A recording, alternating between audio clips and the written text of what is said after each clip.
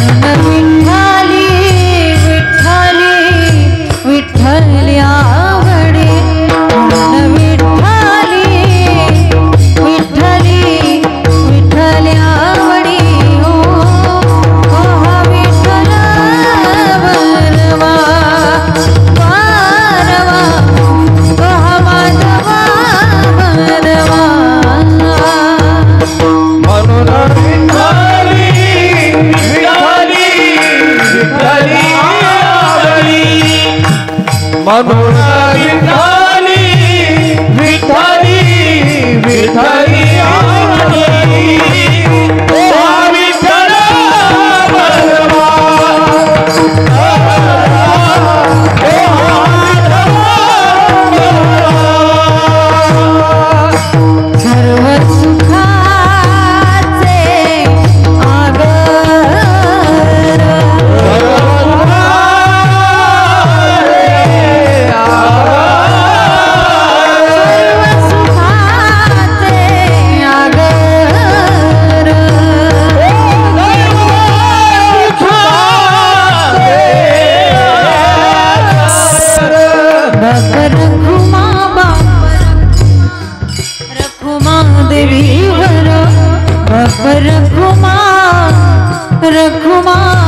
रखुमा देवी वार तो हा विठ्ठल बरीवा बरवा तो हा माधव बरवा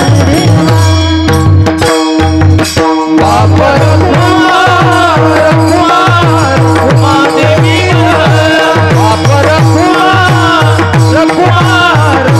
देवी तो हा विठ्ठल बरवा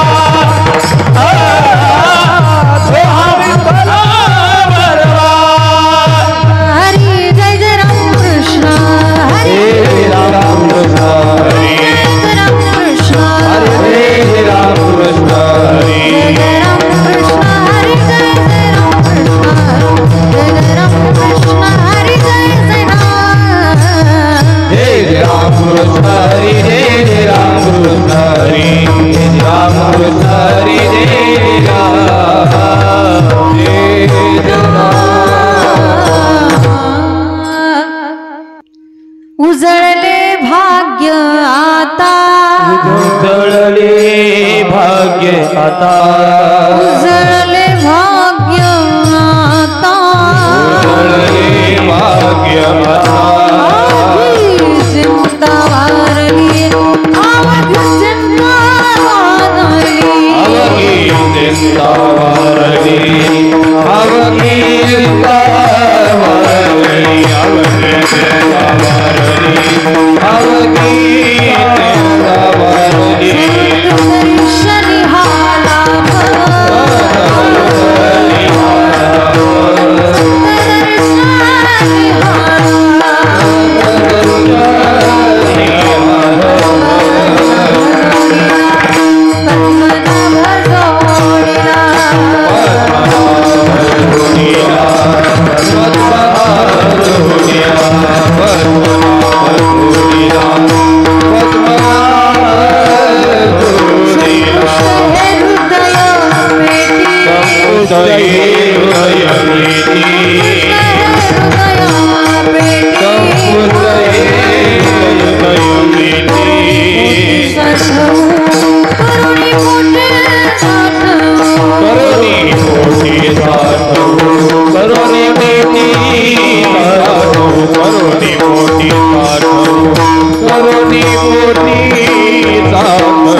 दर्शनी हाला दर्शनी हाला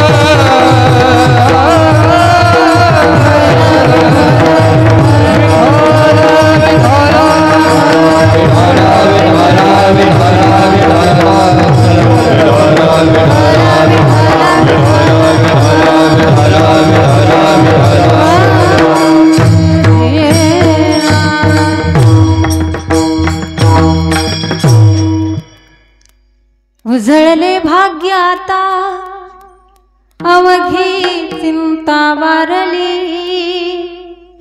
संत दर्शनी हा लाभ पद्मनाभ जोडिला संपुष्ट हे हृदय पेटी करुणी पोटी साठवू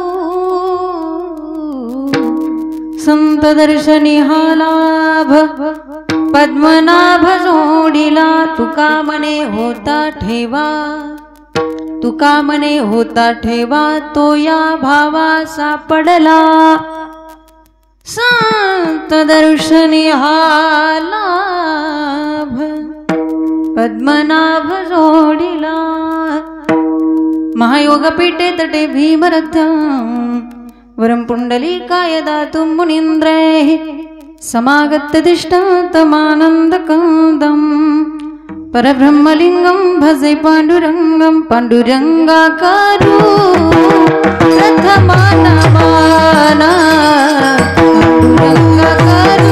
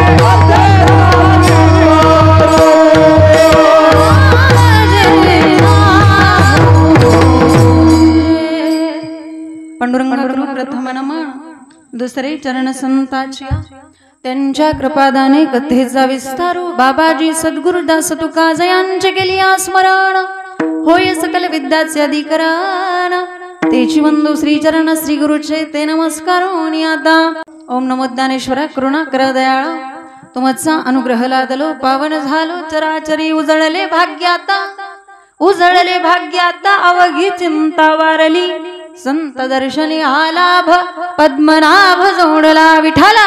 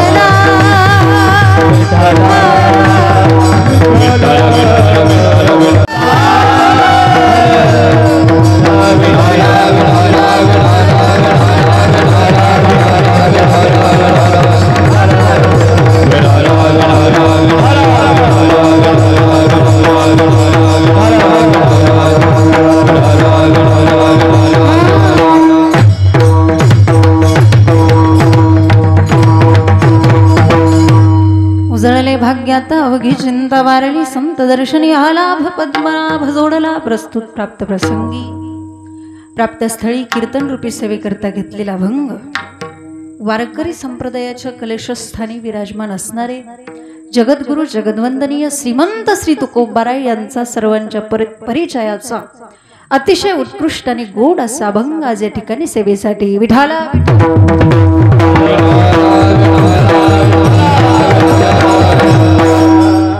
या अभंगामधून जगद्गुरु तुकोबाराय स्वतःला झालेला आनंद व्यक्त करतायत आणि आनंद व्यक्त करत असताना ते म्हणतायत माझं भाग्य उदयाला आलं आणि माझी संपूर्ण चिंताच नष्ट झाली उजळले भाग्य आता अवघी चिंता वारली का बरं माझी चिंता गेली कारण मला संताचं दर्शन झालं संत दर्शनी हा लाभ पद्मनाभ जोडला आणि मी त्यांना काय केला दंडवत केला हात जोडले पद्मनाभ जोडला का कारण त्यांच्यामुळेच मला भगवंताची प्राप्ती झाली आणि त्या संतांनीच मला शिकवलं की देवाला हृदयामध्ये कसं ठेवायचं संपुष्ट हे हृदय पेटी करोनी पोटी साठवू परंतु देवाला जर हृदयामध्ये ठेवायचं असेल तर त्या हृदयामध्ये काय लागतो भाव लागतो आणि तुकोबाराय म्हणतात हा भावरूपी ठेवा आमच्याकडे होता म्हणून तो आम्हाला सापडला तुका म्हणे होता ठेवा तो या भावात सापडला कुणामुळं संत दर्शनी हा लाभ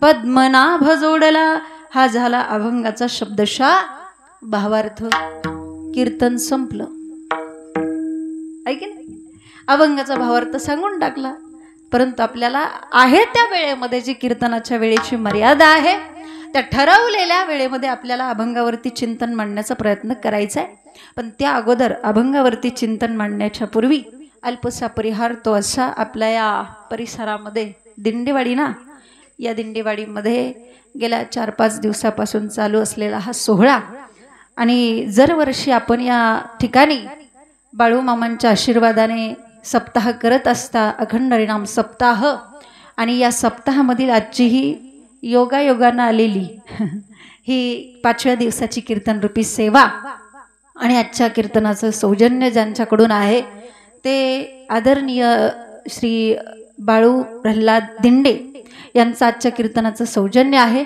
आणि आजच्या कीर्तनासाठी या ठिकाणी ज्यांनी मला संपर्क केला ज्यांच्या माध्यमातून मला तुमच्या सगळ्यांचं दर्शन या ठिकाणी झालेलं आहे ते बाळूमामांचे पुजारी शिवाजी महाराज दिंडे यांच्या माध्यमातून या ठिकाणी येण्याचा योग आला सर्वांच्या आशीर्वादाने मामांच्या आशीर्वादाने अभंगावरती बोलायला सुरुवात विठाल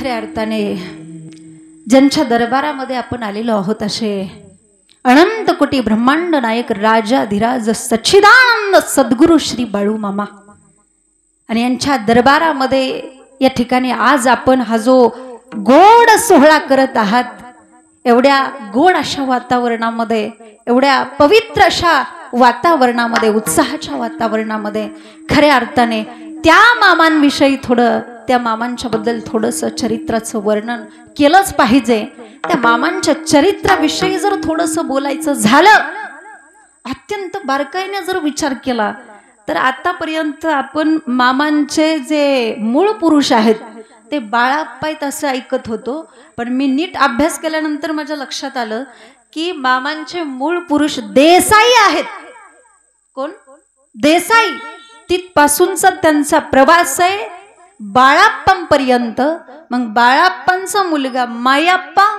मायाप्पा आणि सुंदराबाई आनंदाने सुखाचा संसार करत होते पण संसारामध्ये एका गोष्टीची कमतरता होती आता तुम्ही सगळेजण संसारिक लोक आहेत तुम्हाला सुज्ञ लोक आहेत तुम्ही सांगायची गरज नाही संसारातली कमतरता म्हणाल तर ती कोणती तर त्या संसाराच्या वेलीला फूल नव्हतं आणि जोपर्यंत त्या संसाराच्या वेलीला फूल नसतं ना तोपर्यंत त्या वेलीचा कधीच कधीच आणि कधीच उपयोग नसतो लक्षात घ्या म्हणून त्या संसाराच्या वेलीला फूल असलंच पाहिजे म्हणून त्या आप्पाच्या वाडीच्या त्या हलसिद्धनाथाला माता सुंदराबाईंचा नवास आहे माता सुंदराबाईंचं जे माहेर आहे आप्पाची वाडी तिथं हलसिद्धनाथाचं देवस्थान आहे आणि त्या महापुरुषाला नवस केल्यानंतर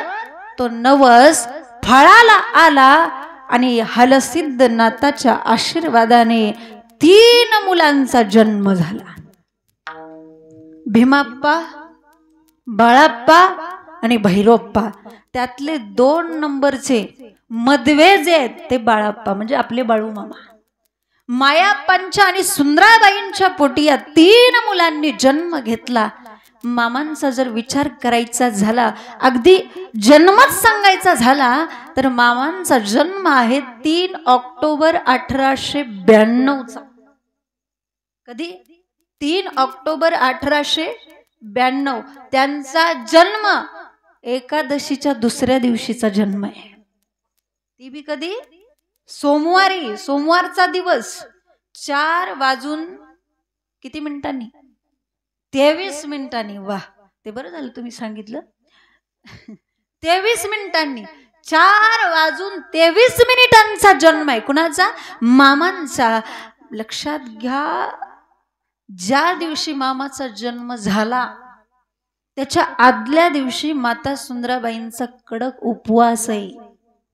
कारण असे महापुरुष कोणाच्याही पोटी जन्म घेत नसतात. शुद्ध बीजा पोटी, फळे रसाळ गोमटी.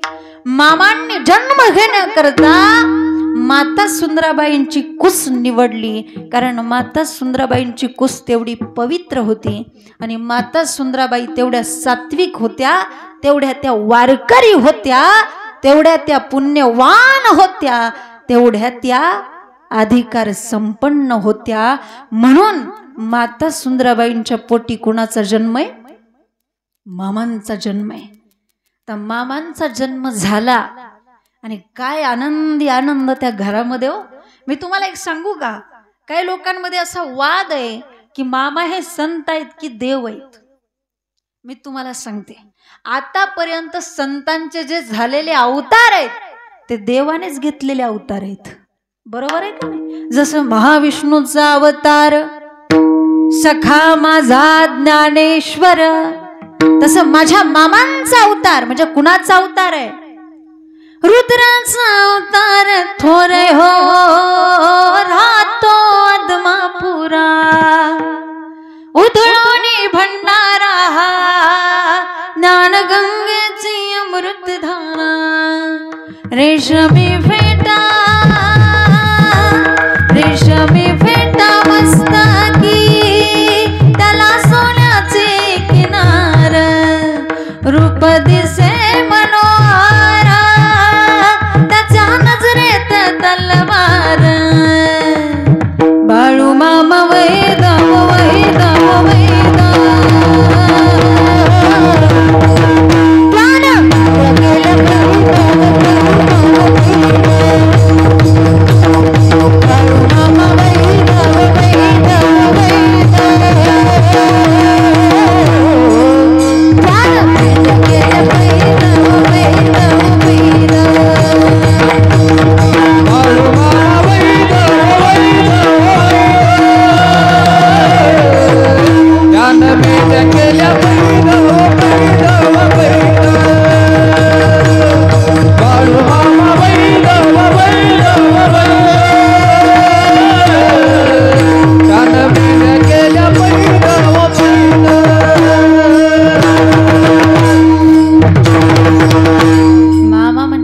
अवतार आहेत.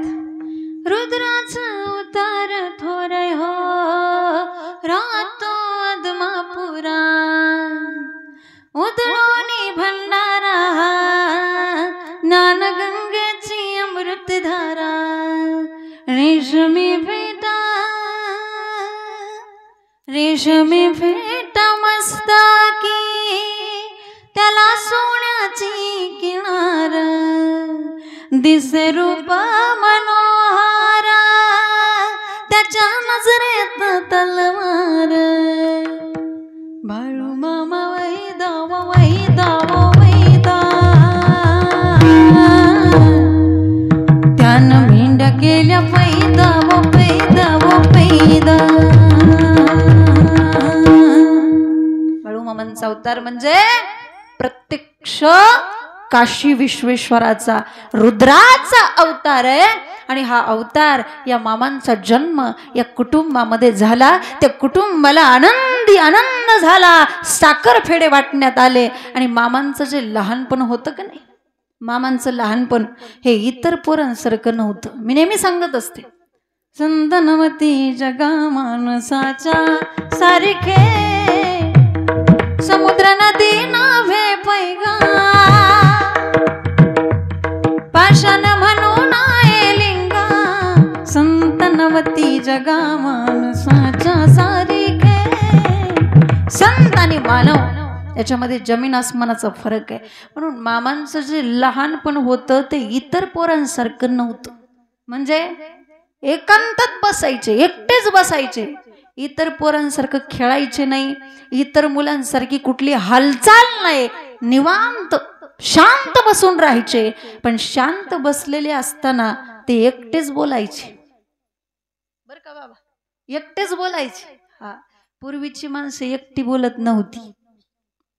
कधीची? पूर्वीची. तुम्हाला कळलं असेल. आता एकटी जरी माणसं बसली तरी स्वतःच बडाबडा करू शकतात, बोलू शकतात. रस्त्याने जात असताना ते एकटेच बडाबडा करत जाऊ शकतात. याचा अर्थ ते वेडेच असतात असा अजिबात संबंध लावायचा नाही. नीट थांबून बघत जा, कदाचित त्यांच्या कानामध्ये हेडफोन असू शकतो. म्हणून सांगितलं, पूर्वीच्या काळामध्ये माणसं एकटी बोलत नव्हती. मामा एकटेच बोलायचे. पण त्याला कारण होतं बरं का, कारण होतं. दुसऱ्याला वाटताना वाटायचं की मामा एकटे बोलतात, पण मामा एकटे बोलत नव्हते महाराज. मग तो जगाचा बाप पंढरीश पांडुरंग परमात्मा मामांच्या समोर बसलेला असायचा आणि मामा त्याच्याशी बोलत असायचे. एवढं सोपं नाही. हा, ज्याचा हेत विठ्ठल तेची संत, तेची संत, त्याला संत म्हणायचं. पण गंमत अशी होती, बघणाऱ्याला फक्त मामाच दिसायचे, बघणाऱ्याला देव दिसतच नव्हता. कोण दिसायचे? फक्त मामा दिसायचे. म्हणून सगळ्या लोकांनी असा निष्कर्ष काढला की बाळाप्पा येडाय. काय निष्कर्ष काढला? बाळाप्पा येडाय. एक सांगू का तुम्हाला, हा महाराष्ट्रच देहवेड्या माणसांनी उभा केलाय. वेडीच माणसं इतिहास घडवतात, शहाणी माणसं फक्त त्या इतिहासाचा अभ्यास करतात. आणखी थोडंसं सोपं करून बोलू का तुम्हाला? आज जे संस्कृतीचं वाटोळं चालवलेलं आहे ते शिकलेल्या माणसामुळे चाललंय का अडाणी माणसामुळे चाललंय? बूट घालून कोण जेवण करतय? शिकलेली का अडाणी? नाही, अडाणी माणसाला कळतं हो, पंक्तीमध्ये बसत असताना चप्पल साईडला काढून बसलं पाहिजे. हे अडाणी माणसाला कळतं, पण शिकलेल्याला कळत नाही. आणखी थोडंसं स्पष्ट बोलू का मी? थोडंसं सोप्या पद्धतीने सोपं करून बोलते तुम्हाला. आमची अडाणी स्त्री असू द्या आणि ती श्रीमंताच्या घरी खुरपायला गेलेली असू द्या, खुरपत असताना तिच्या लक्षात जरी आलं की मालक आल्यात, रानाचं मालक आल्यात, प्रतिष्ठित माणूस आलाय, ती बाई खुरपत जरी असली तरी डोक्यावरती पदर घेते की नाही? आता नका घेऊ. खुरपत जरी असली तरी ती डोक्यावरती पदर घेते. माझा प्रश्न आहे तुम्हाला, माझा जाहीर प्रश्न आहे तुम्हाला, वरातीत चौकात ज्या नाचत्यात आहे त्या शिकलेल्या नाचत्यात का बिना शिकलेल्या? संस्कृतीचं वाटोळं कोणामुळे चाललंय? जे शिक्षण तुम्हाला संस्कृतीपासून बाजूला नेत असेल अशा शिक्षणाचा आम्ही सदैव धिक्कार करतो. शिक्षण तुम्हाला संस्कृतीपासून बाजूला नाही घेऊन गेलं पाहिजे. आणि मी आणखी एक वाक्य तुम्हाला बोलून जाईल, आपल्या पोराला एवढंच शिकवा बर का, आपल्या पोराला एवढंच शिकवा की त्याने स्वतःला लायक समजावं. आपल्या पोराला एवढं नका शिकवू की त्याने आई वडिलांना नालायक समजावं. एवढंच शिकवा बस, जास्त शिकवू नका. नाहीतर बघा अशी काही लोक आहेत 4-5 पुस्तकं वाचलेली असतात आणि एकदम असं हे असं कुठं असतं का, तसं असतं का, गाथा कुठं पाण्यावर उतरतो का, माणूस कुठं सदैव वैकुंठाला जातो का. अरे आमचे गुरुवारी अनिल महाराज पाटलांचं वाक्य, देवादिकांची संतांची चरित्र बघत असताना त्याला कातड्यांचा डोळ्याचा उपयोग नाही, त्याला भक्तीचेच डोळे लावावे लागतात, मग विश्वास बसतो. लक्षात घ्या, भक्तीचा चष्मा लावावा लागतो, तडकलेला चष्मा नाही. विठाला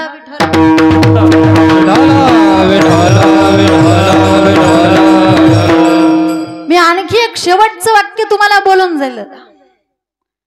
या महाराष्ट्रामध्ये आजपर्यंत, या हिंदुस्थानामध्ये जेवढे जेवढे काही घोटाळे झाले ते शिकलेल्यांनी केले का अडाण्यांनी? शिकलेल्यांनीच केले ना. माझा सांगण्याचा मुद्दा असा आहे, माझं मत असं आहे, ज्याला लोक येडा म्हणतात तोच इतिहास घडवत असतो. आणखी एक वाक्य तुम्हाला बोलू, ज्याचा अपमान होतो ना तोच समाजामध्ये मोठा बनत असतो. म्हणून अपमान सुद्धा जीवनामध्ये झाला पाहिजे. जोपर्यंत तुमचा अपमान होत नाही तोपर्यंत समजायचं आपण आणखी लहानच आहे. म्हणून ह्या समाजाने तुमचा अपमान केला पाहिजे, त्याशिवाय तुम्ही मोठं होऊ शकत नाही. विठ्ठल विठ्ठल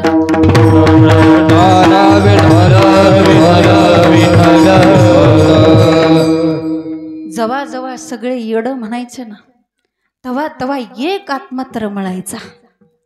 एका जीवाला मात्र ते बरं वाटत नव्हतं. कुणाला? आईला. कुणाला? आईला. अहो, या जगाच्या पाठीवर लेकरू वाईट जरी असलं तरी भरभरून प्रेम करते, तिला आई म्हणतात. आणि लेकरू चांगलं जरी असलं तरी भरभरूनच प्रेम करते, तिला आई असं म्हणतात. लक्षात घ्या. मी तुम्हाला आणखी एक बोलू, स्पष्ट बोलू. आज या जगामध्ये आंधळी पांगळी लंगडी माणसं, येडी माणसं जिवंत आहेत. त्याला कारण फक्त एकच आहे, त्यांना प्रत्येकाला आई आहे. जर आईच नसती ना तर अशी माणसं जगूच शकली नसती महाराज, नसती जगू शकली. अहो, घरामध्ये कुणी जरी त्यांचा तिरस्कार केला तरी आजपर्यंत आईने मात्र त्यांचा कधीच तिरस्कार केला नाही. आणि म्हणून मी तुम्हाला सांगेल, या मामांच्या दरबारामध्ये येण्याच्या अगोदर एकदा आईला विचारून येत जा की आई तू बरी का. नाहीतर इथं येतो भंडारा काय लावतो काय. तुम्ही किती भंडारा लावलाय याच्यावरून तुमची भक्ती ठरत नाही. तुझी आई घरामध्ये किती हसते याच्यावरून तुझी भक्ती ठरते. म्हणून आई जीवनामध्ये खूप मोठं पात्र आहे. त्या आईच्या जीवाला वाईट वाटायचं की माझ्या सुद्धा लेकराने इतर मुलांसारखं वागावं, इतर मुलांसारखं बोलावं, इतर मुलांसारखं जगावं. ती रडायची, तिला काळजी वाटायची. आणि मग सुंदराबाईंनी मायाप्पांनी आमच्या मामांना गावातल्या चंदूलाल शेटजीकडे कामाला ठेवलं. मामा तिथं गुरं राखण्याचं काम करू लागले. आमच्या भगवान श्रीकृष्णाने सुद्धा गायी राखल्या होत्या. गुरं राखणाऱ्यांना तुम्ही सामान्य समजू नका. गुरं राखणारीच माणसं जगामध्ये मोठी होत असतात. आणि मामा त्या ठिकाणी गुरं राखण्याचं काम करायचे. त्यांना राहण्यासाठी त्या ठिकाणी थोडी जागा दिली होती, जेवण्यासाठी एक थाळी दिली होती. मामा जेवण झाल्यानंतर ती थाळी स्वच्छ धुवून पुसून एका दिवळीमध्ये ठेवायचे. आणि एके दिवशी झालं काय, एके दिवशी पहाटे त्या सावकाराची आई उठली, लवकर उठली. आणि तिने त्या दिवळीकडे पाहिलं तर त्या दिवळीमध्ये जी मामांची जेवणाची थाळी होती त्या थाळीतून प्रकाशाचे झोत बाहेर येताना तिला दिसले. सकाळी उठल्यानंतर सूर्याची किरण जशी आकाशामध्ये पसरलेली असतात तशी त्या थाळीतून ती किरण अशी पसरलेली होती. आणि त्या थाळीमध्ये त्या आईला बस्तीचं दर्शन. तिने विचार केला ही काही सामान्य थाळी दिसत नाही. तिने ती थाळी घेतली आणि आपल्या देवघरामध्ये ठेवली. दुसऱ्या दिवशी मामांनी पाहिलं तर थाळी दिसत नाही. ही थाळी माझी नाही. विचारलं माझी थाळी कुठे आहे. तर विचारल्यानंतर त्यांनी सांगितलं तुला तुझी थाळी मिळणार नाही, दुसरी आणून देतो. नाही, दुसरी जमणार नाही, मला माझीच थाळी पाहिजे. केवळ ह्या एका गोष्टीवरून काम सोडलं आणि मामा घरी आले. संतांचं कुळ आणि नदीचं मूळ कधीच कोणाला ठाऊक नसतं. मामा ज्या वेळेस घरी आले, आल्यानंतर घरच्या लोकांनी वेगळंच काढलं. घरची लोक म्हणायला लागली मामाला भूत लागलंय. कुणाला? जो दुसऱ्यांची भूत काढतो. तुमचं कुठलाही भूतबाधा असू द्या, प्रेतबाधा असू द्या, पिशाच काही असू द्या, जो दुसऱ्याच्या पिढा नष्ट करतो त्या मामांना घरचे काय म्हणायला लागले, मामाला भूत लागलंय. आणि मग अनेक देवऋषांना मामाच्या समोर बोलवण्यात आलं. कुणाच्या समोर? मामांच्या समोर. नीट सरळ नजरेतून जर आपण विचार केला तर जगातल्या सगळ्यात मोठ्या देवऋषाचं नाव आहे संत बाळू मामा. कोणाला तुम्ही देवऋषी म्हणता? आणि ज्या वेळेस आपण या मामांच्या दरबारामध्ये येतो ना, तुम्ही रडत रडत या, तुम्ही जाताना हसत हसतच जाणार, हा माझा विश्वास आहे. कारण हा मामा, हे मामा जीवनामध्ये आपल्या जीवनातलं कितीही मोठं दुःख असू द्या ते नष्ट करण्याचं काम करतात. दुःख अडवायला उंबरासारखा, दुःख अडवायला उंबरासारखा, आदमापूरचा बाळू मामा गारव्यासारखा, आदमापूरचा बाळू मामा गारव्यासारखा. वाट चुकणार नाही जीवनभर तुमची, वाट चुकणार नाही जीवनभर तुमची, वाट चुकणार नाही जीवनभर तुमची, वाट चुकणार नाही जीवनभर तुमची. भक्तावर दया कर आरशासारखा, भक्तावर दया कर आरशासारखा, आदमापूरचा बाळू मामा गारव्यासारखा, आदमापूरचा बाळू मामा गारव्यासारखा. दुःख अडवायला उंबरासारखा, दुःख अडवायला उंबरासारखा, आदमापूरचा बाळू मामा गारव्यासारखा, आदमापूरचा बाळू मामा गारव्यासारखा. बाळू मामाच्या नावानं जीवनातलं किती मोठं दुःख असू द्या ते दुःख नष्ट करण्याची ताकद माझ्या मामांच्या भंडाऱ्यामध्ये. म्हणून या ठिकाणी या. पण ज्या वेळेस आपण मामांच्या दरबारामध्ये येतो ना, माझी एक विनंती असेल, मी नेहमी सांगत असते, जिथं चपला काढताना तिथंच फुगिरी काढत जा. नाहीतर मी किती मोठा आहे, मी किती सरपंच आहे, मी किती श्रीमंत आहे, याला इथं काडीची सुद्धा किंमत नाही. इथं मामांच्या दरबारामध्ये येत असताना मामांना असं म्हणायचं, एवढंच म्हणायचं, हात जोडायचे, मामा मी अनाथ आहे, मी अपराधी आहे, मामा या जगामध्ये तुमच्याशिवाय माझं दुसरं कोणीच नाही, मामा मामा तुम्हाला आशीर्वाद पण देतील आणि तुमच्यावर कृपा पण करतील. फक्त तेवढ्या भक्तिभावाने या ठिकाणी आलं पाहिजे. कारण आपल्या अंतकरणातला भाव जो असतो ना, तोच देवाला आवडत असतो बरं का. आणि म्हणून तुकोबाराय म्हणतात, तुका म्हणे होता ठेवा तो या भावा सापडला. आणि ज्या वेळेस देवऋषांना मामाच्या समोर बोलवण्यात आलं, शेवटी सगळ्या देवऋषांनी येऊन मायाप्पांना सुंदराबाईंना सांगितलं, हे भूत मात्र आमच्या वाक्याच्या बाहेरच आहे, या भूतापुढे आमचा नाईलाज आहे. हा. आणि मग मात्र पोरग लयच येड्यागत करायला लागलं तर आपण काय करतो, त्याचं लग्न करतो आहे की नाही. नाही, म्हातारीला लयच वाटत होतं की अक्षदा पडल्यानंतर तरी पोरग सुधरेल, पण त्या अक्षदाचा प्रभाव इतका प्रचंड, जे लेकरू सारखं आधी आई आई आई करायचं, ते लेकरू दरवाजात आई दिसली तरी म्हणतंय आई ती कुठं गेली ग. इतका अक्षदाचा प्रभाव प्रचंड. आणि मग लग्नाचा निर्णय घेतला कुणाच्या, मामांच्या. त्यांचीच भाची सत्यवातीचं नाव. मामांनी सांगितलं, मामांनी विरोध केला, जर तुम्ही माझं लग्न लावलं तर माझ्याच लग्न मंडपातून तुझं मड जाईल. कुणाचं, सासऱ्याचं. सगळ्यांनी हसण्यामारी घेतलं, पण ज्या वेळेस लग्न लागलं आणि लग्न लागल्याच्या नंतर हिराप्पा खिल्लाऱ्यांचा मृत्यू झाला. पण मरण्याच्या अगोदर त्यांनी एक काम केलं. मामांना जवळ बोलवलं, मामांचा हात हातामध्ये घेतला आणि सांगितलं, तुम्ही जे बोललाय ते खरं झालं, तुम्ही काही सामान्य नाही. आता मी तर मरणारच आहे, पण इथून पुढं माझं घर दार, माझी बकरी, माझा प्रपंच हा तुम्ही सांभाळायचा आहे. बघा, ज्या मुखातून वाक्य गेलं होतं की माझ्याच मंडपातून तुझं मड जाईल, त्याच मुखातून वचन गेलं, त्याच मुखाने सांगितलं, वचन दिलं की इथून पुढं तुमची राहिलेली सगळी कर्म मी करीन.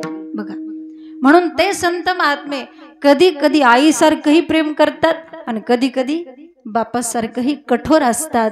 आणि म्हणून एके ठिकाणी महाराज म्हणतात, तुम्ही संत माया बाप कृपावंत, तुम्ही संत माया बाप कृपावंत,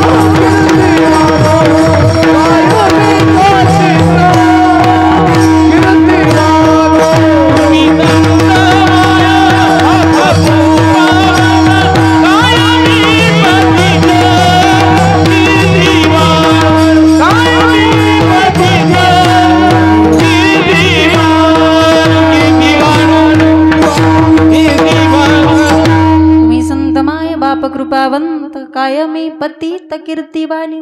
जे संत माईबाप आपल्यावरती आई वडिलांसारखं प्रेम करतात, त्या संताची संगत, त्या संताचं दर्शन ज्याला झालं तो जीवनामध्ये भाग्यवंत आहे असं म्हणाय काय हरकत नाही.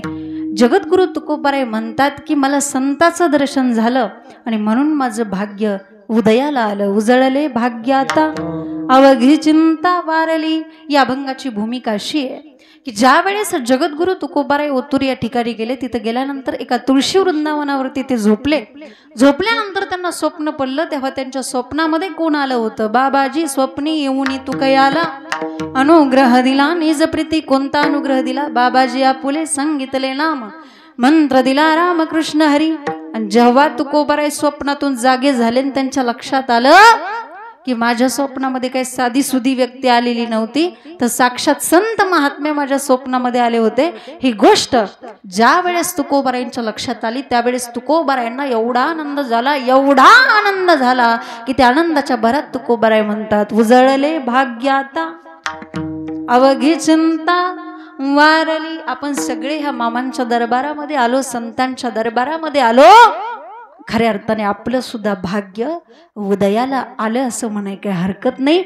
बघा आता काय होतं, संत महात्मे कोणत्या गोष्टीमध्ये आनंद मानतात आणि आपण कोणत्या गोष्टीमध्ये आनंद मानतो. आपण टेम्पररी गोष्टीमध्ये आनंद मानतो. जर समजा आपल्याला धन प्राप्त झालं, धन मिळालं की आपण म्हणतो आज माझं भाग्य उदयाला आलं. मौली म्हणतात, तरी निधान जोडवया भाग्य धडेगा धनंजया, परी जोडिले भोगावया विपायी होय. मौली म्हणतात, जर समजा एखाद्याला घराचा पाया खोदत असताना द्रव्यांनी किंवा मोहरांनी भरलेला हंडा सापडला की तो म्हणतो आज माझं भाग्य उदयाला आलं. पण देव सगळ्यांना सारखं देत नसतो. एखाद्याकडे संपत्ती भरपूर असते तर त्या संपत्तीला वारसच कुणी नसतं. पण जर समजा एखाद्याला संतती होत नसेल तर संतती होण्याकरता आपण किती प्रयत्न करतो, नवस काय करतो, दवाखाना काय करतो, आणि शेवटी कर्म धर्म संयोगाने जर त्याला मुलगा झाला की तो म्हणतो आज माझं भाग्य. मुलगा झाल्यावर पण लोक अशी का म्हणतात काय माहित. 10% लोक सोडली तर 90% लोकांना असं वाटतं की पहिला काय पाहिजे, मुलगाच पाहिजे, आहे की नाही. वंशाला दिवा पाहिजे, आहे की नाही. बरं पहिली एकदा मुलगी झाली तर ठीक आहे, दुसरी पण जर मुलगीच झाली तर याचा चेहरा फोटो काढायसारखा दिसतो. म्हणजे मुलगी झाल्यावर तुम्हाला वाईट वाटतं, आहे की नाही, मुलगा झाल्यावर मात्र आनंद होतो, हे योग्य नाही. मी असं म्हणत नाही की मुलगा नसावा, मुलगा पण असावा, पण मुलगा होण्याकरता तुम्ही मुलीला का मारता हा माझा तुम्हाला प्रश्न आहे. मुलगा होण्याकरता मुलीला मारू नका. मुलगा पण असला पाहिजे, असलाच पाहिजे, पण मुलगा होण्याकरता मुलीला मारू नका. अहो का त्याच्यावरती जन्मापासूनच जर त्याच्यावरती अन्याय होत असेल, जी मुलगी स्वतःच्या आईच्या पोटात सुरक्षित राहू शकत नसेल ती मुलगी या समाजामध्ये काय सुरक्षित राहणार आहे. आज आपण आता हे कोलकात्यामध्ये घडलेलं जे प्रकरण तुम्ही ऐकलं असेल, आपल्या मुंबईमध्ये घडलेलं प्रकरण, बदलापूरमध्ये घडलेलं प्रकरण तुम्ही ऐकलं असेल. काय घडलं विचार करा तुम्ही. अरे 6-7 वर्षाच्या मुली या वासनांध लोकांच्या नजरेतून सुटत नाहीत. मी सांगू तुम्हाला, एखाद्या मुलीवरती बलात्कार करून तिला जिवंतपणे मारलं जातंय. जेव्हा एखाद्या मुलीला बलात्कार करून तिला जिवंतपणे मारलं जातं ना, त्यावेळेस खऱ्या अर्थाने आपल्याला आठवण येते छत्रपती शिवाजी राजांची आणि बापू विरू वाटेगावकरांची. त्या काळामध्ये छत्रपती शिवाजी महाराजांच्या काळामध्ये जर एखाद्या स्त्रीकडे डोळे उघडून जरी एखाद्याने पाहिलं तरी डोळे काढण्याची ताकद माझ्या राजामध्ये होती. ही गोष्ट लक्षात घ्या. आणि म्हणून मला असं वाटतं की जेव्हा जेव्हा असे प्रकार घडतात, बलात्कार घडतात, अशा वाईट घटना घडतात ना, त्यावेळेस त्या मुलीच्या नावानं मेणबत्त्या जाळण्यापेक्षा त्या नराधामाला भर चौकात समाजात देखत जाळलं पाहिजे. आणि असं केल्याशिवाय ह्या गोष्टीला आळा बसणारच नाही. आणि आज ही काळाची गरज आहे, लक्षात घ्या. विठ्ठल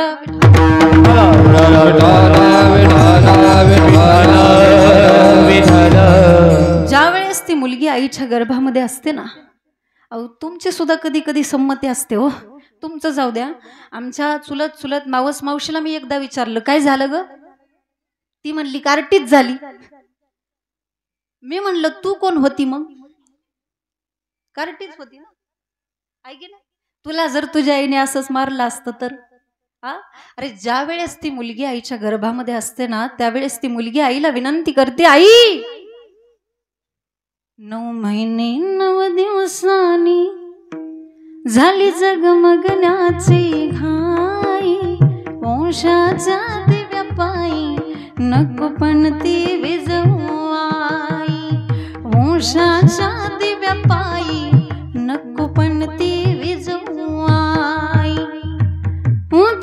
तुझ्या गर्भाची चाचणी होणार ग, मुलगी आहे म्हणून सारे नाक मुरडतील गा. उद्या तुझ्या गर्भाची चाचणी होणार ग, मुलगी आहे म्हणून सारे नाक मुरडतील ग. माझ्या चिमुकल्या कामाला तुझी कुजबुज ऐकू येई, वंशाच्या दिव्या पायी नको पण ती विजवाई. वंशाच्या दिव्या पायी नको पण ती विजवाई.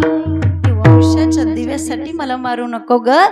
वंशाचा दिवा जर का तुला प्रकाश देत असेल ना, तर पंथी सुद्धा तुला प्रकाश देऊ शकते. आणि आज परिस्थिती इतकी वाईट झाली, इतकी वाईट झाली आहे.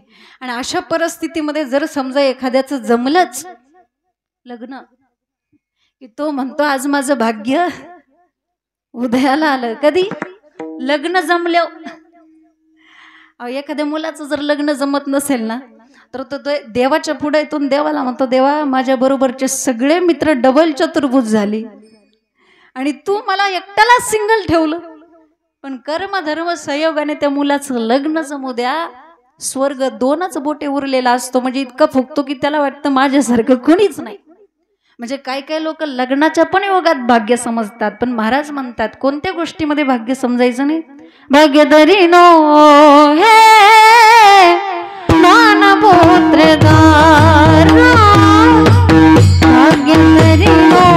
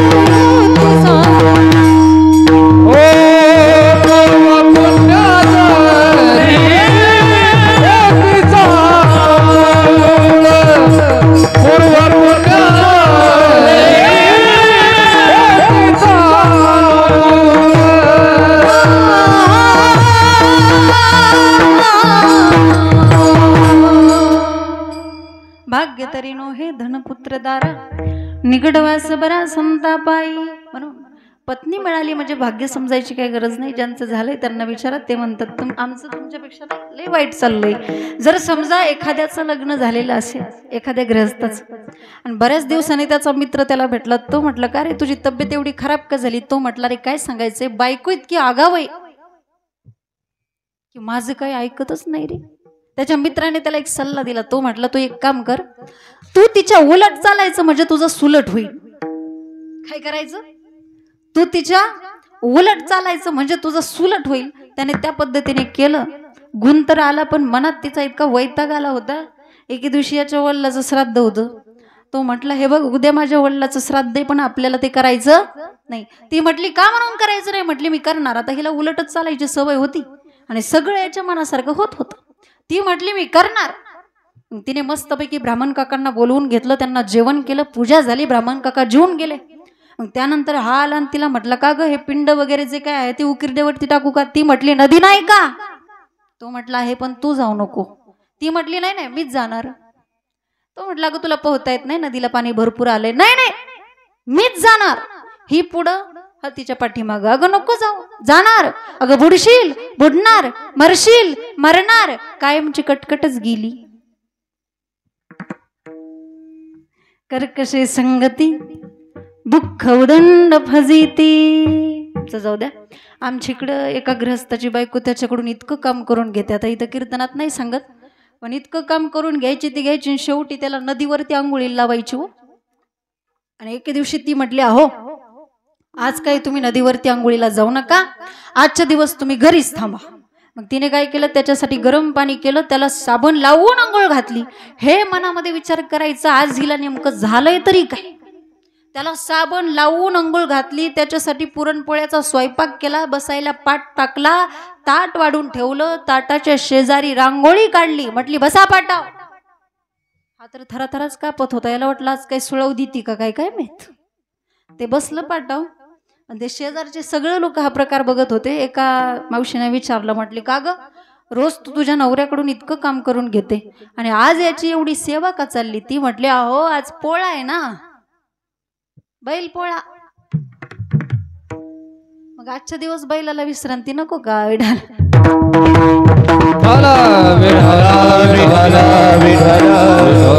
महाराज म्हणतात पत्नी मिळाली, मुलगा झाला, धन प्राप्त झालं म्हणजे त्या गोष्टीत भाग्य समजायची काही गरज नाही. भाग्य तरी नो हे धन पुत्र दारा. दारा म्हणजे पत्नी. या तीन गोष्टीमध्ये भाग्य समजण्यासारख्या ह्या गोष्टी नाही आहेत. तुम्ही म्हणाल की महाराज या तीन गोष्टी असल्याशिवाय तर आमचा प्रपंच होतोय का? प्रपंचामध्ये पहिल्यांदा काय लागतं? धन लागतं, पैसा लागतो. अहो तुमचा प्रपंच सोडा, पण आजकाल परमार्थ सुद्धा पैशाशिवाय होत नाही. आता इथं आम्हाला तुमच्यासाठी यायचं म्हटलं तरी काय लागतंय? पैसाच लागतोय. म्हणजे आजकाल परमार्थ सुद्धा पैशाशिवाय होत नाही. मग पैसा हा वाईट आहे गाव? चांगलाच आहे. पैसा हा चांगलाच आहे, वाईट नाही म्हणता येणार त्याला. हा आपण एवढा आपल्या मुलांना शिकवतो, नोकरीला लावतो, कशासाठी? शेतकरी शेती करतो कशासाठी? व्यापारी व्यापार करतो कशासाठी?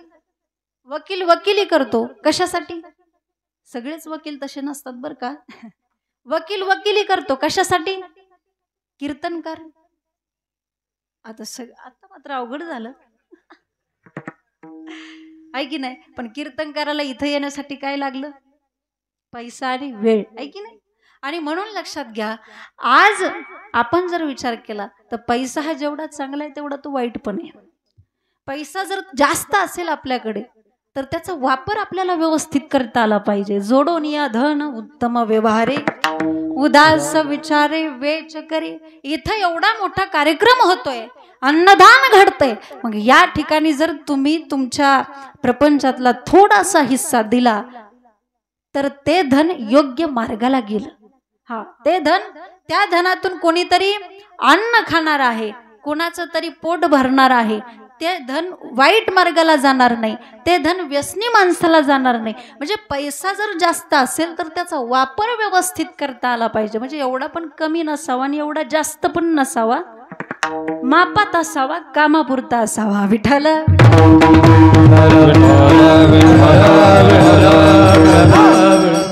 पहिली गोष्ट आहे धन. दुसरी गोष्ट आहे पुत्र. पुत्र चांगला आहे का? जर तो तुमचं ऐकत असेल, जर तो आज्ञाधारी असेल तर तो चांगलाच आहे. तिसरी गोष्ट सांगितली महाराजांनी, दारा. दारा म्हणजे पत्नी. पत्नी चांगली आहे का? इकडे विचारते मी, चांगली आहे का? चांगलीच म्हणावं लागेल. घरी गेल्यावर खायचे वांदे होतील, आहे की नाही? हा, पण ह्या सगळ्या गोष्टी चांगल्याच आहेत. पण महाराज म्हणतात या गोष्टी भाग्य समजण्यासारख्या नाहीत, या गोष्टी सोडायच्या असं नाही बरं का. या गोष्टी आमच्या महाराजांनी सुद्धा प्रपंच केलाय, पण काया वाचा मनाने परमार्थ केला. महाराज म्हणतात संसारात माणसाने नक्कीच राहिलं पाहिजे, संसार केला पाहिजे, पण कसा? संसारी असावे आसुनी नसावे, संसारी असावे आसुनी नसावे, भजन करावे वेळोवेळा, भजन करावे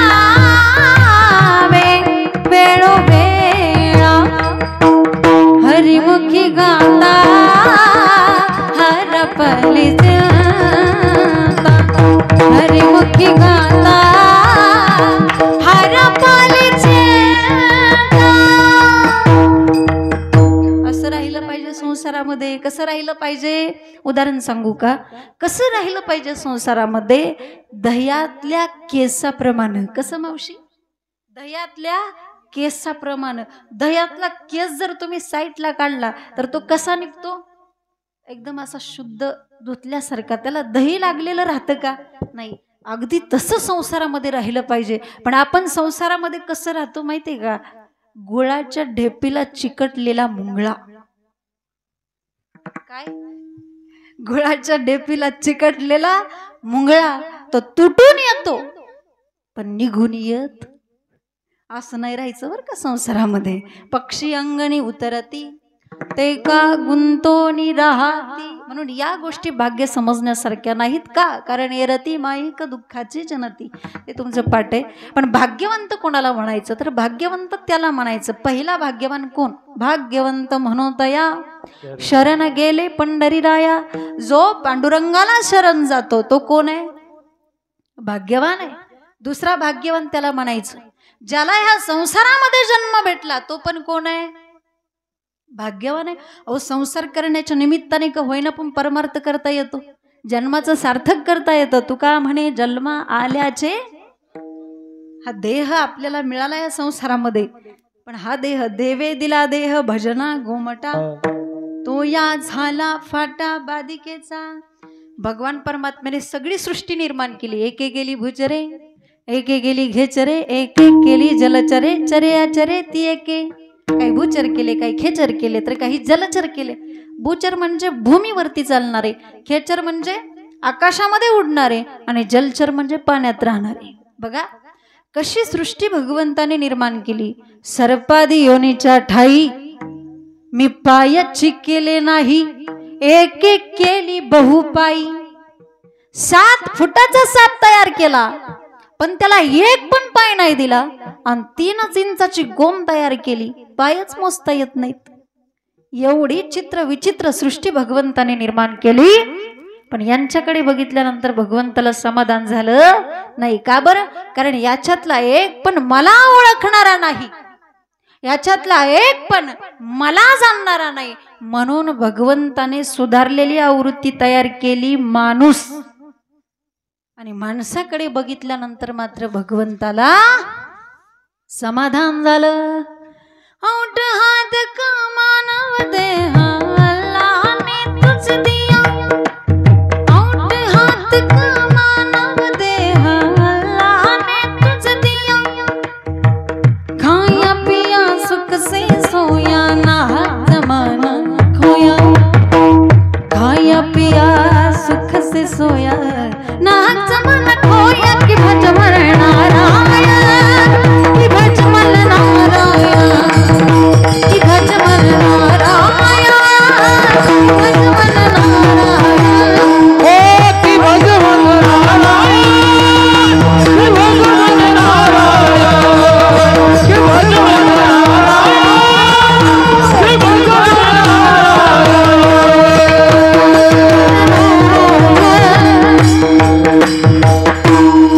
वादकांसाठी गायकासाठी एकदा जोरात टाळ्या. अशी साथ पाहिजे, नाही तर काही काही ठिकाणी गेले असं वाटतं तिथं कोरोनाची साथ आली का काय काय डबल फिरून कोरोना आला का काय असं वाटतं विठाला.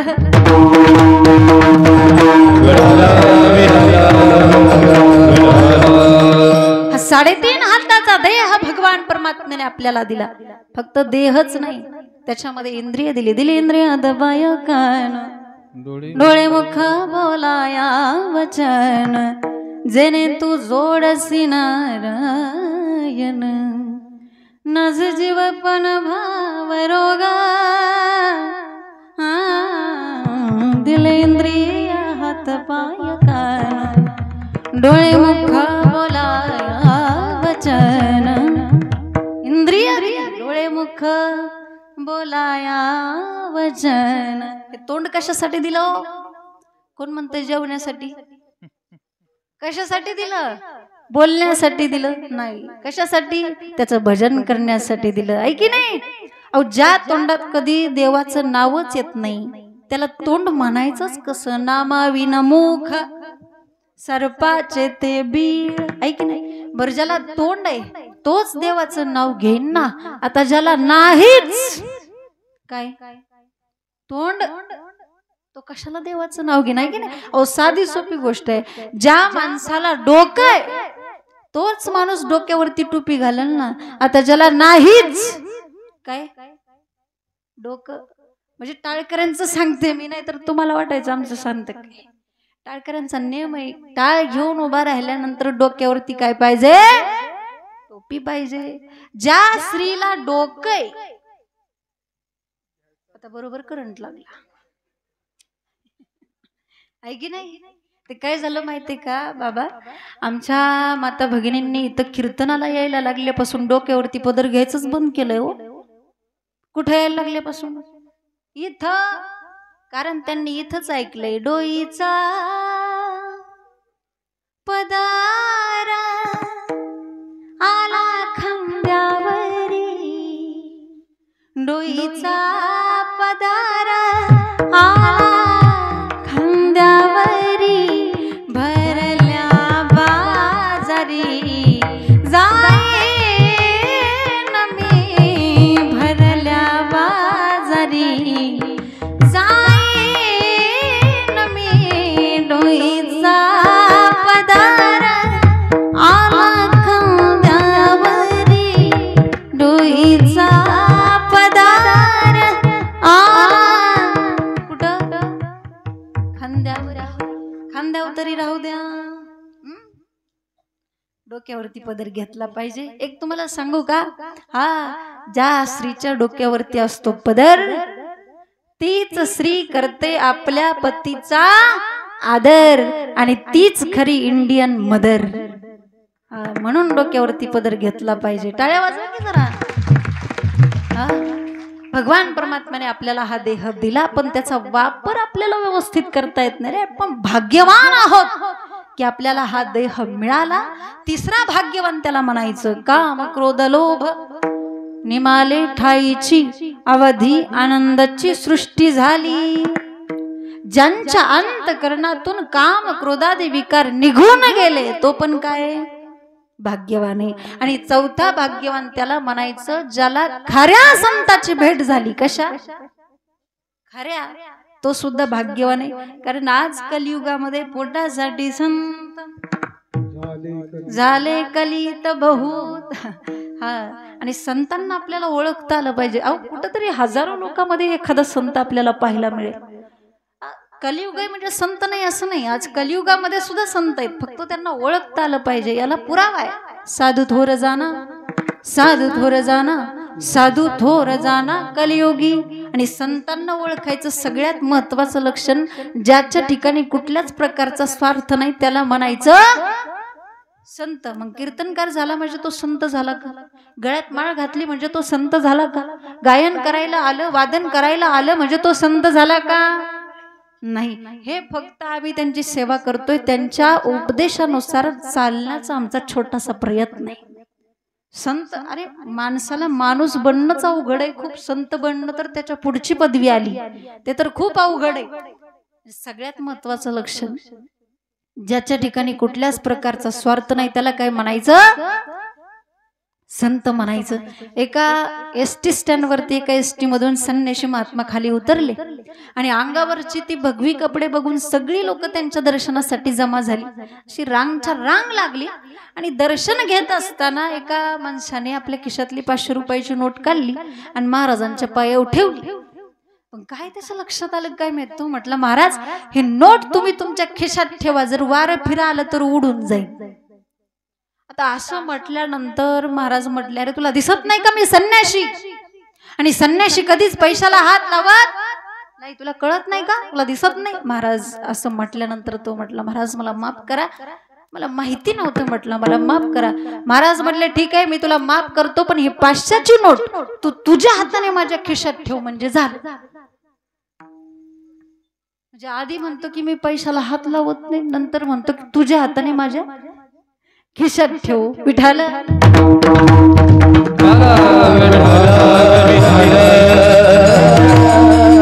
म्हणून संत बनणं खूप अवघड आहे आणि मुळात त्या संताची भेट होणं त्याही पेक्षा अवघड आहे. बहु अवघड आहे संत भेटी परी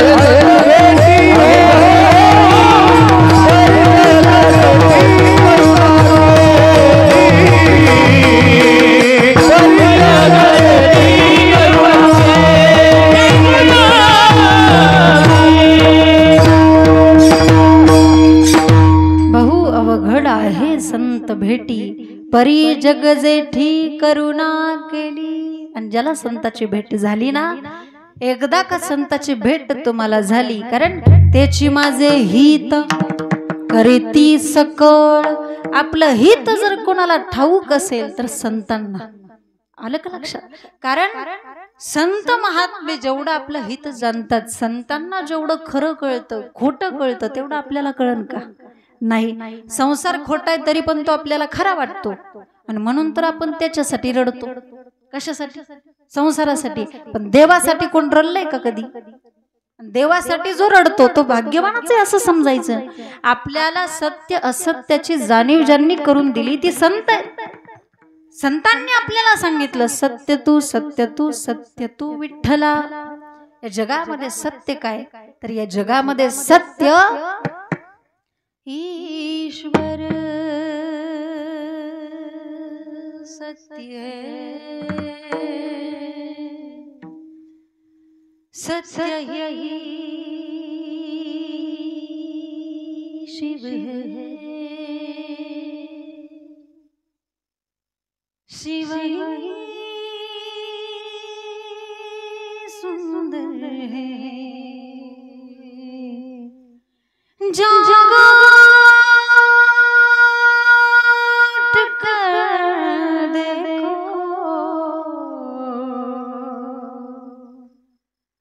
जीवन जो तुझा घर है,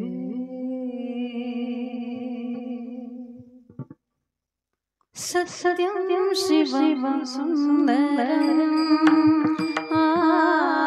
सत्यम शिवम सुंदरम, सत्यम शिवम सुंदरम. ईश्वर सत्य है, सत्य ही शिव है, शिव ही सुंदर है. सत्यम शिवम सुंदरम, सत्यम शिवम सुंदरम.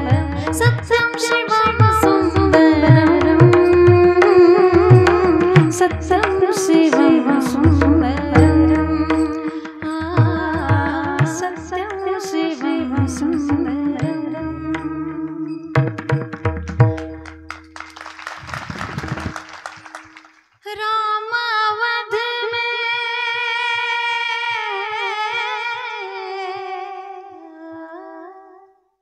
रामावध काशी में शिव का वृंदावन में दया करो प्रभु देखो इनको दया करो प्रभु देखो इनको हर घर के आंगन में राधा मोहन शरणं सत्यं शिवं सुंदरं सत्यं शिवं सुंदरं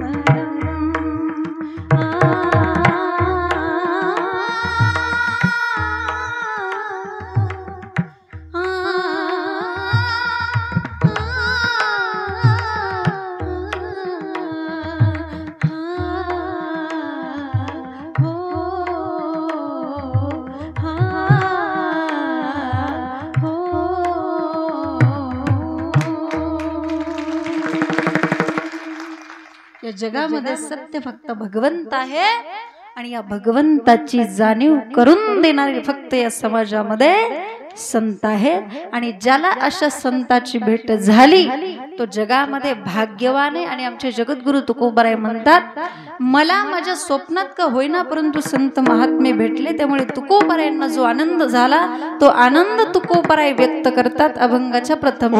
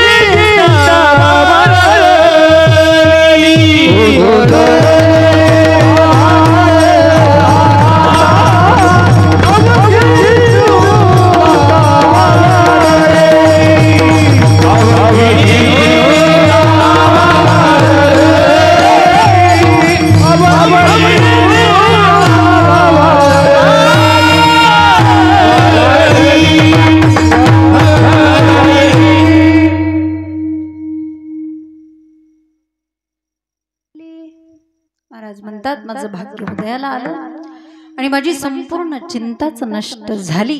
चिंता ते पळाली गोकुळा बाहेरी प्रवेश भीतरी केला देवे। ज्या ठिकाणी भगवंत आहे ज्या ठिकाणी भगवंताचं चिंतन आहे त्या ठिकाणी चिंता राहीलच कशी? आता इथं तुम्ही प्रत्येक जण या मामांच्या दरबारामध्ये आहात, देवाजवळ आहात, नामस्मरण चालू आहे. कोणाच्या डोक्यामध्ये काय चिंता आहे का? काय संसारातली काळजी, काय टेन्शन? अजिबात नाही. फक्त इथं आल्यानंतर एक काम करायचं, मन भगवंताला द्यायचं. पण आपलं होतं उलट, आपण शरीराने इथं येतो, मन घरी असतं. त्यामुळे आपल्याला तो आनंद प्राप्त करून घेता येत नाही. भगवान श्रीकृष्ण गोकुळामध्ये बासरी वाजवायचे, पण तो बासरीचा आवाज गोकुळातल्या सगळ्याच गोप गवळणींना जात होता का? नव्हता जात. मग कुणाला जायचा? तर ज्या गवळणी त्याच्यावरती खरं प्रेम करायच्या, फक्त त्यांनाच तो आवाज जायचा. कारण तेवढं त्यांनी आपलं मन त्या भगवंताला दिलं होतं, तेवढं त्या भक्तीमध्ये आपल्याला रममान होता आलं पाहिजे. मैं तो सुध बुध खोई तेरे प्यार में,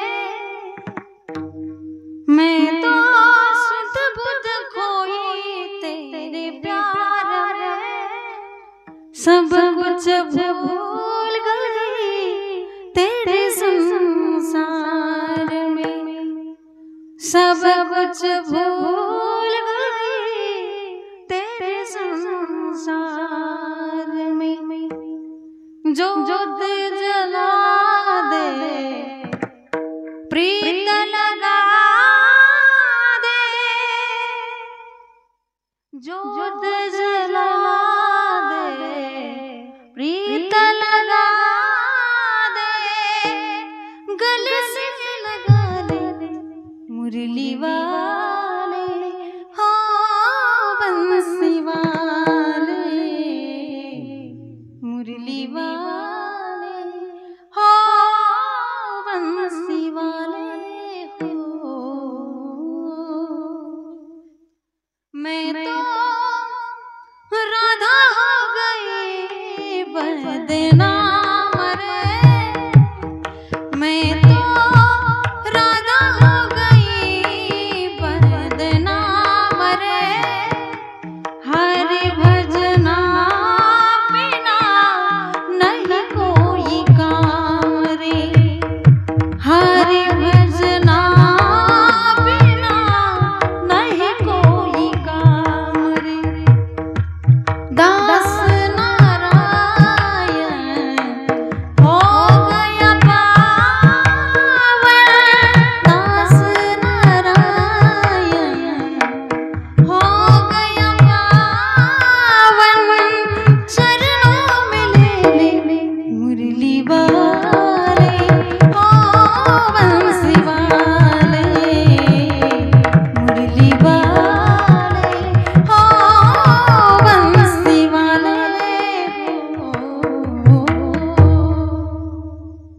एवढं त्या भक्तीमध्ये रममान होता आलं पाहिजे. त्याशिवाय त्या भक्तीचं सुख आपल्याला मिळणार नाही. आणि समाधान हा शब्द फक्त परमार्थामध्ये शोभतो बरं का, तो संसारामध्ये शोभत नाही. संसारामध्ये किती जरी भेटलं तरी माणसाचं समाधान होतच नाही. महाभारत असं बोलतं की पृथ्वीवरच्या एका माणसाला पृथ्वीवरची सगळी संपत्ती जरी गोळा करून दिली तरी त्याचं समाधान होणार नाही. तरी त्याला असं वाटेल की आता स्वर्गामध्ये गेलं पाहिजे. स्वर्गामध्ये गेलं की वाटेल आता स्वर्गाचा राजा झालं पाहिजे. स्वर्गाचा राजा झालं की वाटेल ब्रह्मलोकामध्ये गेलं पाहिजे. ब्रह्मलोकामध्ये गेलं की वाटेल ब्रह्मदेव झालं पाहिजे. ब्रह्मदेव झालं की वाटेल 4 तोंडाचं झालं पाहिजे. 4 तोंडाचं झालं की वाटेल 10 तोंडाचं झालं पाहिजे. 10 तोंडाचं झालं की वाटेल 12 तोंडाचं झालं पाहिजे. हे काय रात्रभर संपायचं? तसंच माणसाचं आहे हो. किती भेटलं संसारामध्ये तरी माणसाचं समाधान नसतो. अहो ते जाऊ द्या, एखादा नगरसेवक जरी असला तरी त्याला असं वाटतं की नगराध्यक्ष बनावं. नगराध्यक्ष झालं की असं वाटतं आमदार बनावं. आमदार झालं की वाटतं खासदार व्हावं. खासदार झालं की वाटतं मुख्यमंत्री व्हावं. मुख्यमंत्री झालं की वाटतं पंतप्रधान व्हावं. पंतप्रधान झालं की वाटतं राष्ट्रपती व्हावं. आणि राष्ट्रपती जरी झाला तरी त्याचं समाधान होत नाही. वाटल्यास विश्वास नसेल तर तुम्ही त्यांना जाऊन विचारू शकता. आमच्या इकडे गृहस्थ खासदार झाले, चांगल्या मताने निवडून आले आणि त्यांचं स्वागत करण्यासाठी एक महाराज गेले. महाराजांचा त्यांचा परिचय होता जवळचा. महाराजांनी त्यांना हार घातला, म्हटले अभिनंदन साहेब तुम्ही खासदार झाला. तर म्हटलं कशाचं काय महाराज, ये रती माईक दुःखाची जनती. महाराज म्हटल्यावर पण तुम्ही खासदार झालात ना? म्हटलं हो. मंत्रिमंडळामध्ये गेलात ना? म्हटलं हो. मग तरी पण तुमचा चेहरा सापडलेला का? तेव्हा तो म्हटलं हो महाराज, काय सांगायचंय तुम्हाला, सरकारने असं खातं दिलंय की काही खाताच येत नाही. मग अशा माणसाचं किती खाल्लं म्हणजे समाधान होईल? नाही नाही, खरं समाधान, खरं सुख फक्त संताच्या संगतीमध्ये, वैष्णवांच्या संगतीमध्ये. वैष्णवा संगती सुख वाटे जीवा. वैष्णवा संगती सुख वाटे जीवा. वैष्णवा संगती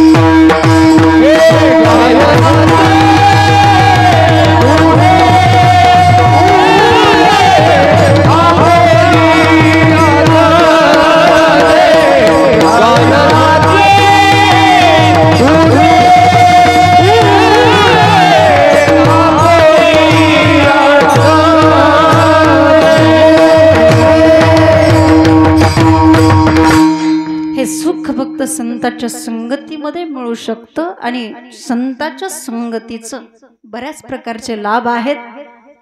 माऊलींनी सुद्धा सांगितलं हरिपाठामध्ये, संताचे संगती म्हणो मार्गगती, आकळावा श्रीपती येणे पंथे. आणि संताची संगत केल्यानंतर साक्षात भगवंताची सुद्धा प्राप्ती होऊ शकते. हरिप्राप्तीशी उपाय धरावे संताचे ते पाय. आणि म्हणून महाराज म्हणतात, संत दर्शनी हा लाभ पद्मनाभ जोडला.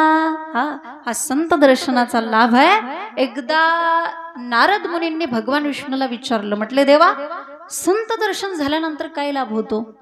तेव्हा भगवान विष्णूने सांगितलं की तुम्ही हा प्रश्न एका गटरीतल्या किड्याला जाऊन विचारा. कुणाला? किड्याला. नारद मुनी आले, त्या किड्याला विचारलं, बाबा संत दर्शन झाल्यानंतर काय लाभ होतो? तो किडा जाग्यावरतीच गतप्राण झाला, मरून गेला. नंतर 2 दिवसांनी भगवान विष्णूने सांगितलं, आता तुम्ही हा प्रश्न एका सरड्याला जाऊन विचारा. कुणाला? सरड्याला. नारद मुनी आले आणि त्या सरड्याला विचारलं, बाबा संत दर्शन झाल्यानंतर काय लाभ होतो? पण तो सरडा सुद्धा मरून पडला. नंतर 2 दिवसांनी नारद मुनींनी भगवंताला घडलेली घटना सांगितली. आता भगवंताने सांगितलं, आता तुम्ही हाच प्रश्न एका पोपटाच्या पिल्लाला जाऊन विचारा. कुणाला? पोपटाच्या पिल्लाला. नारद मुनी आले, त्याला विचारलं, त्याची पण तीच अवस्था झाली. नंतर 2 दिवसांनी भगवान विष्णूने सांगितलं की आता हाच प्रश्न तुम्ही एका गायीच्या वासराला जाऊन विचारा. कुणाला? गायीच्या वासराला. नारद मुनी आले, पण त्याला विचारणार तेवढ्यात तर ते मरून खाली पडलं. परत नारद मुनी भगवान विष्णू जवळ आले, म्हटले आता कोणाला विचारू?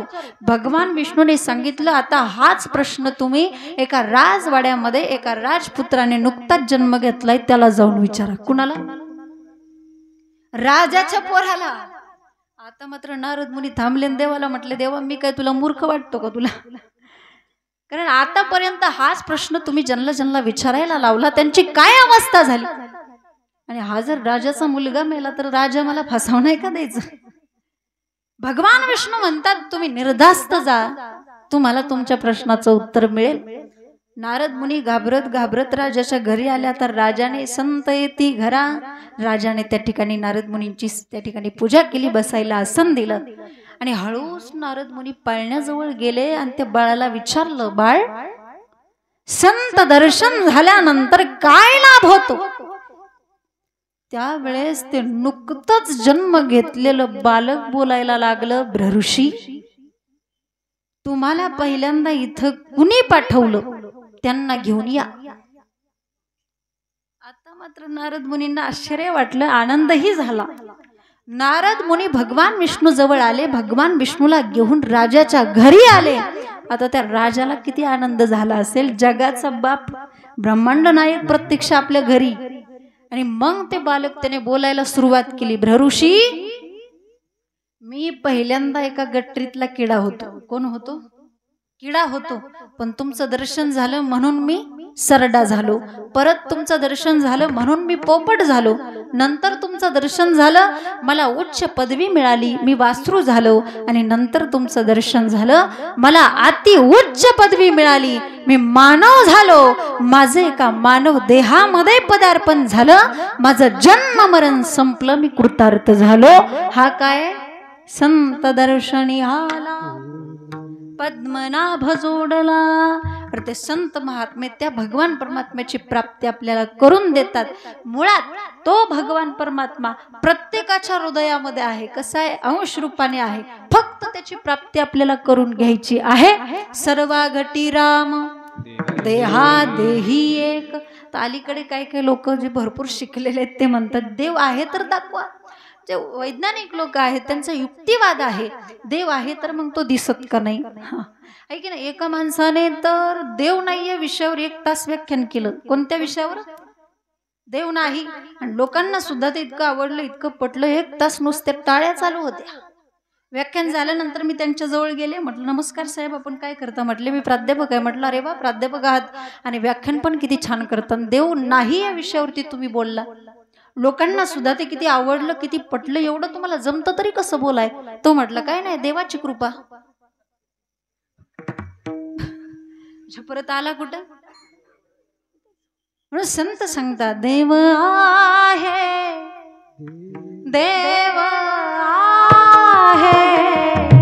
देव आहे, देव आहे, देव आहे, देव आहे,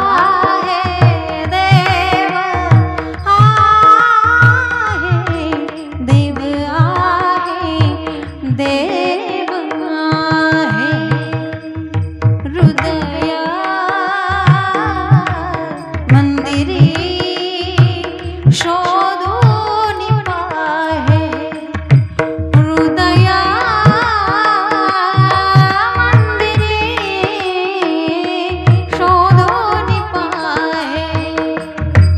देव नटला नाना परी, देव नटला नाना परी, देव नटला नाना परी, देव नटला नाना परी. संत सांगतात देव आहे, देव आहे. कुठं आहे? हृदय मंदिरी शोधून पाहे. अरे प्रत्येकाच्या हृदयामध्ये देव आहे. बरं त्या हृदयामध्ये भगवंताला कसं साठवायचं? जसं आमच्या संत महात्म्यांनी, जसं सावता महाराजांनी साठविला हरी जिही हृदय मंदिरी. अनेक भक्तांनी या भगवंताला आपल्या हृदयामध्ये साठवलेलं आहे. जसं की भक्त हनुमंतरायांनी श्रीराम जानकी बैठे मेरे सीने में, श्रीराम जानकी बैठे मेरे सीने में, देख लो मेरे दिल के नगीने में, देख लो मेरे दिल के नगीने में, श्रीराम जानकी बैठे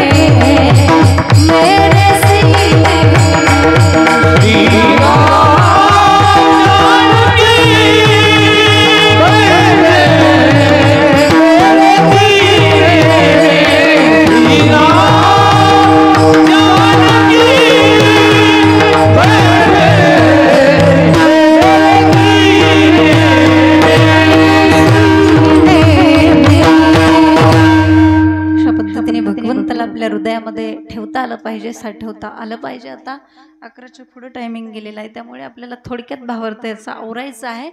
जगद्गुरु तुकोबाराय एक उदाहरण देऊन सांगतात. पूर्वीच्या काळामध्ये ज्या काही स्त्रिया होत्या ना, त्या आपल्या मौल्यवान वस्तू दागदागिने एखाद्या पेटीमध्ये कुलूप लावून ठेवायच्या. अगदी त्याच पद्धतीने तुकोबाराय म्हणतात, मी माझ्या हृदयरूपी पेटीमध्ये भगवान रूपी दागिना ठेवलाय. अभंगाच्या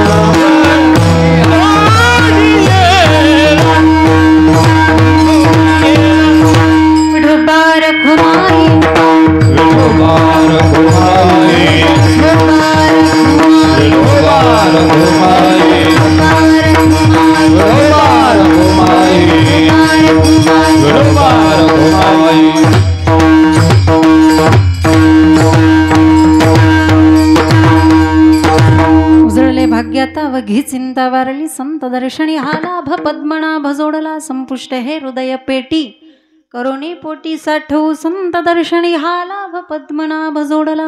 अभंगाच्या 3ऱ्या चरणामधून महाराज सांगतायत की देवाला हृदयामध्ये कसं ठेवायचं. पण देवाला जर अंतकरणामध्ये ठेवायचं असेल तर त्या अंतकरणामध्ये काय लागतो? भाव लागतो. भाव बळे आकळे एरवी नाकळे करतळी आवळे तैसा हरी. देवाला भावाशिवाय दुसरं काही लागत नाही. देवा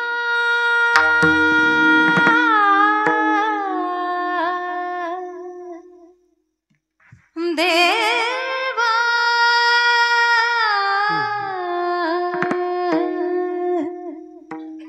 भावाचा भुकेला देवा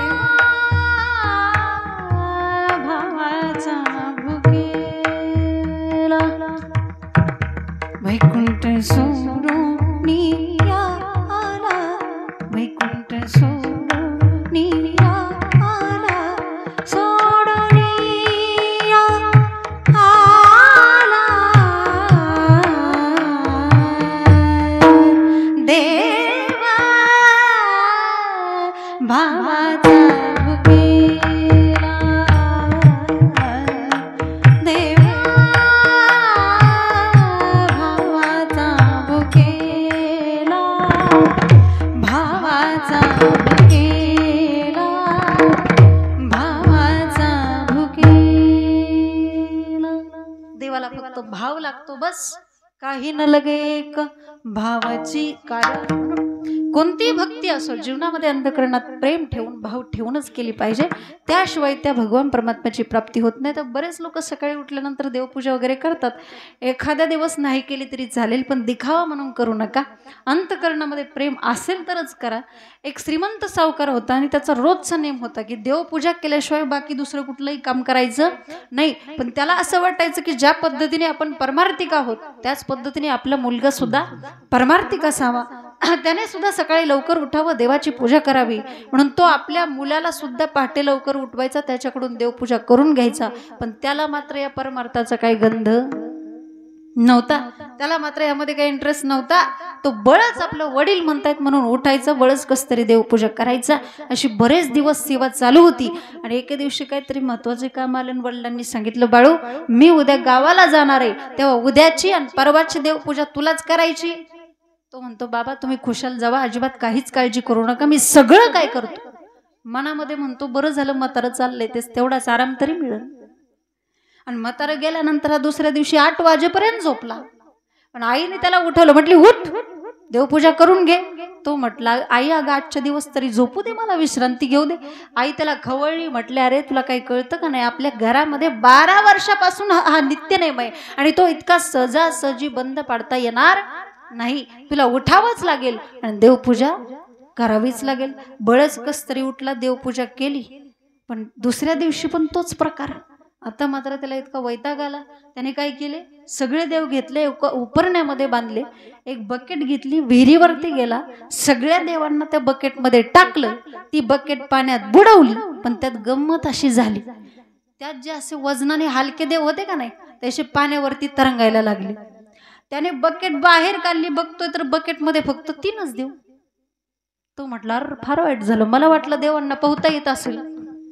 ते 3च देव घेऊन घरी आला, देव घरामध्ये ठेवले. आईने विचारलं, बाळू देवाला गंध लावला का? तो म्हटला, आई आता देवाला 10 दिवस गंध लावता येणार नाही. आईने विचारलं, का रे? तो म्हटला, अगं त्यांना सुतक पडलंय ना. आता मात्र आई त्याला इतकी खवळली आणि आई रागवल्यामुळे तो सासरवाडीलाच निघून गेला. तर सासरवाडीला गेल्यानंतर सासूबाई म्हटल्या, बाई जावई बापू बरं झालं तुम्ही आला. तो म्हटलं, का हो मामी? म्हटलं, काय सांगायचंय, परवाच तुमचे वडील आले आणि तुमच्या सासऱ्याला इथून घेऊन गेले, तेव्हा इथली देवपूजा कराय कुणीच नव्हतं, बरं झालं तुम्ही आला. म्हटलं, इथं पण तेच कंडिशन दिसते. म्हटलं, तो म्हटला, मामी मला देवपूजेसाठी खूप भारी भारी वस्तू लागतात. ती म्हटली, काय पण माग, पण देवपूजा कर. देव घरामध्ये मस्तपैकी अत्तर वगैरे शिंपलं फुलं आणून ठेवली. जावई बापू देवपूजेसाठी बसले. पण तेवढ्याच शेजारी बाई आली. बाई म्हणली, तुमच्या घरामध्ये एवढी छान देवपूजा कोण करते हो? सासूबाई म्हटल्या, बाई गप्प बसाव, ते आमचे जावई बापू आहेत. बाई एवढी छान देवपूजा करतात का तुमचे जावई बापू? बाई माझी पण देवपूजा त्यांच्याकडूनच उरकून घेते. आता मात्र हे त्याने ऐकलं, त्याला बसलेल्या जागेवर थंडी ताप सुरू झाला. ते तसंच उठलं, बाहेर आलं. शेजारीबाईने विचारलं, काय जावई बापू कधी आला? तो म्हटला, तुम्हाला काय करायचंय? ती म्हटली, आमची देवपूजा करायची, आमची काय करायची. बळच कस तरी गेला, त्यांची पण देवपूजा केली. आणि आता मात्र ह्याने विचार केला, ही देवपूजा करण्यापेक्षा मेलेलं बरं. सकाळी लवकर उठला, पहाटे 4 वाजताच, आणि जवळच शेतामध्ये एक विहीर होती, त्या विहिरीमध्ये उडी टाकण्यासाठी गेला. पण विहिरीत उडी टाकणार तेवढ्यात त्या विहिरीच्या मालकाने बघितलं, ते 4 वाजता दारी धरायला आलं होतं, लाईट आली होती. त्यांनी बघितलं, ते म्हटलं, ओ पाहुणं, म्हटलं तुम्ही कुठून आलाय आणि माझ्याच विहिरीत जीव का देताय? अहो तुम्हाला जर लयच कामाचा कंटाळा आला असेल तर माझ्या घरी राहा, 3 वेळचं काही खायचं ते खा, अजिबात काहीच काम करू नका, फक्त देवपूजा करा. आता अशा लोकांनी किती जरी वेळा देवपूजा केली तरी त्या देवपूजेचं फळ त्यांना मिळणार आहे का? नाही. म्हणून हा भाव जर आपल्या अंतःकरणामध्ये असेल तर तो भगवान परमात्मा आपल्याला सापडेल, मिळेल. आणि तुकोबाराय म्हणतात हा भावरूपी ठेवा आमच्याकडे होता म्हणून तो आम्हाला सापडला. तुकामानी होता ठेवा, तुकामानी होता ठेवा,